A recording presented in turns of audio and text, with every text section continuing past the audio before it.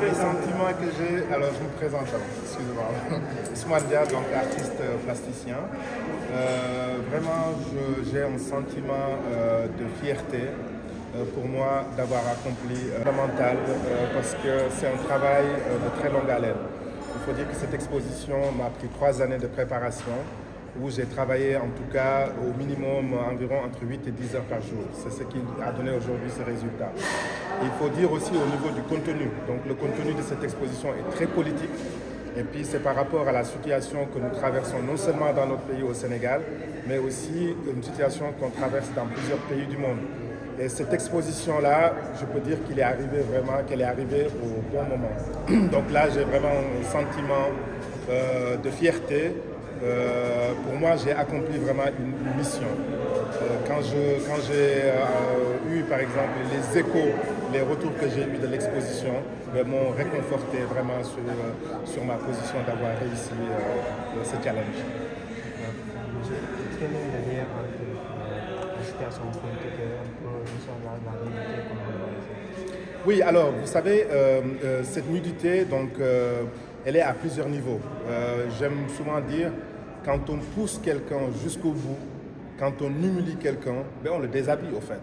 Et on a vécu des situations, que ce soit ici au Sénégal, ce qui se passe, je veux dire, au Moyen-Orient, ce qui se passe en Ukraine, etc.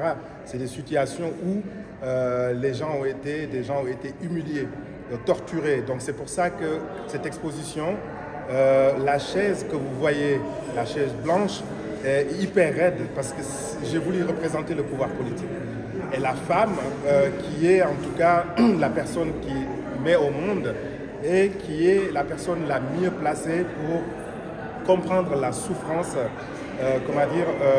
d'une mère quand un enfant a été abattu de manière lâche, de manière sauvage.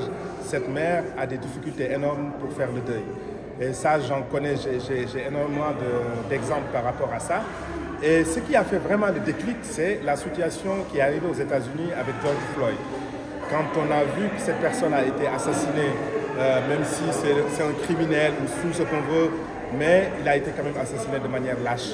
Et je me suis dit que ça, c'est la goutte d'eau qui a fait déborder le vase. Et depuis ce jour-là, je me suis dit qu'il faut absolument que je fasse un travail autour du respect de la dignité humaine. Et tout le travail est parti de là, en fait. Après cette exposition, quels sont les prochains? Alors là, on est en train de voir avec le commissaire Alioune Ndiaye. Donc l'idée, c'est de faire tourner cette exposition-là. Il a déjà reçu des propositions, mais on est en train de les étudier pour voir la meilleure option pour faire tourner cette expo au niveau international. Vous pensez à quel pays? Je ne sais pas si je peux vraiment me prononcer, mais en tout cas, voilà, je peux vous dire, peut-être, il y a Londres, il y a les États-Unis et puis il y a Genève. Est-ce que vous allez dire la première exposition ou bien est-ce que vous allez dire la première exposition? Est-ce que c'est la première exposition? Non, c'est pas la première exposition, je ne sais même plus le nom. Alors, les expositions individuelles, il faut dire que j'en fais une par année, depuis que je suis sorti des Beaux-Arts. Mais les expositions collectives, je crois que j'en ai fait à peu près une 60aine, je pense, au minimum, à participer à des expositions collectives. Mais il faut dire que cette exposition-là fait partie de mes plus grosses expos. Parce que la dernière grosse exposition que j'avais faite aussi ici à la Galerie Nationale, c'était sur maturité. Donc c'était à l'époque où, en 2018, on préparait les élections de 2019. Et puis j'ai voulu aussi chanter un peu la maturité du peuple sénégalais. J'avais présenté 365 sculptures en marche. Et cette fois-ci aussi, cette exposition tombe à pic avec la situation politique au Sénégal. Donc vous pouvez voir, il y a plusieurs œuvres où le 3e mandat est interpellé. Et je pense que, voilà, je ne sais pas comment on dit, mais voilà, j'ai essayé d'anticiper un peu. Voilà, donc... Il y a un changement de régime au Sénégal. Vous, en tant qu'artiste international, quelles recommandations feriez-vous au nouveau président en termes de politique culturelle? Alors moi, je salue ce qui s'est passé au Sénégal. Les Sénégalais ont montré au monde entier qu'ils sont un grand peuple. Parce que ce que beaucoup de Sénégalais ignorent au niveau international, quand il y a eu des troubles un peu au Sénégal, on en parlait tous les jours. En Suisse, par exemple, qui est un petit pays, un des plus petits pays en Europe, mais pratiquement tous les jours, on parlait du Sénégal. Donc pour vous dire la considération que cet État a au niveau international. Bassirou Diomaye Faye, je le félicite, je l'encourage et je lui demande vraiment à être patient vis-à-vis des Sénégalais, donc à prendre du recul et aussi à essayer de porter ce pays haut parce qu'il y a énormément d'attentes. Il y a énormément d'attentes, donc surtout au niveau de la jeunesse, qui ont contribué à le porter aujourd'hui à la présidence de la République. Et nous, les artistes, acteurs culturels, on n'est pas en reste aussi. Donc nous avons des attentes, mais ce qu'il faut dire aussi aux Sénégalais, c'est qu'il ne faut pas rester, croiser les bras et attendre. Il faudra, nous, on doit poser des actes pour accompagner l'État, le prochain gouvernement qui va arriver. Nous devons être comment dire, disponibles et disposés à les accompagner, et puis en posant des actes concrets. Merci beaucoup. Comme vous avez vu, j'ai fait énormément de sorties dans la presse. Il y a eu vraiment beaucoup de couacs. Mais pour moi, c'est une page tournée parce que toutes les sorties que j'avais faites, c'était des critiques constructives. Et j'ose espérer qu'en tout cas, la prochaine biennale sera une excellente biennale et puis qu'ils vont tirer en tout cas les leçons de ce qui n'a pas marché à l'édition précédente pour essayer de présenter mais vraiment une excellente biennale pour cette édition-là. Donc je pense que je suis optimiste. Vous avez aussi adressé vos invitations.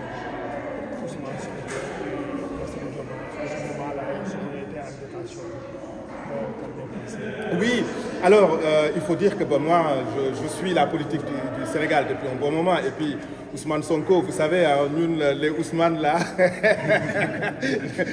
donc du coup on se ressemble avec Ousmane Sonko. Moi les gens qui me connaissent, vous savez, je viens de Tambacounda, une des régions les plus pauvres du Sénégal. Moi j'ai fait mon école d'art à Dakar dans des conditions extrêmement difficiles. Il m'est arrivé de dormir dans la rue, de dormir à l'école, on me renvoyait. J'ai resté 2-3 jours, je mangeais que du pain, des arachides, mais dans des conditions extrêmement difficiles. Mais j'ai tenu.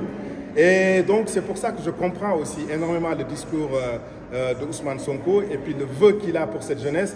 Mais on a tous ce même vœu. Et je dis à Ousmane, chapeau bas, bravo, parce qu'il faut dire quand même que c'est lui qui a porté Diomaye à la tête de ce pays-là. Et on lui doit vraiment beaucoup, les Sénégalais doivent beaucoup à Ousmane Sonko qui s'est sacrifié pour nous permettre d'en arriver là. Et j'ai une œuvre que je suis en train de terminer. Je vais vous donner la primeur. Et le titre, c'est le baromètre de la démocratie sénégalaise. Et pour moi, Ousmane Sonko, c'est le baromètre de la démocratie sénégalaise. Je suis suisse de Genève, je suis résident à Dakar. Je suis un collectionneur d'art contemporain africain et je soutiens la création sénégalaise. Et Ousmane Dia est dans ma collection depuis fort longtemps, car on s'est rencontrés à Genève il y a de nombreuses années. Et Ousmane Dia fait partie des artistes très engagés politiquement. Et j'attache beaucoup d'importance au message des artistes au niveau de leur message politique, parce que je pense que les artistes ont un rôle très important à jouer dans une démocratie.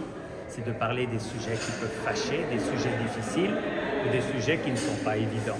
Et quand on voit la chaise de Ousmane Dia, c'est la chaise qui est l'équilibre du monde. Et quand on voit cette chaise, comment elle est traitée dans les sculptures et dans les peintures, on comprend mieux le monde d'aujourd'hui et le monde indécis et le monde difficile dans lequel on est et dans lequel on vit.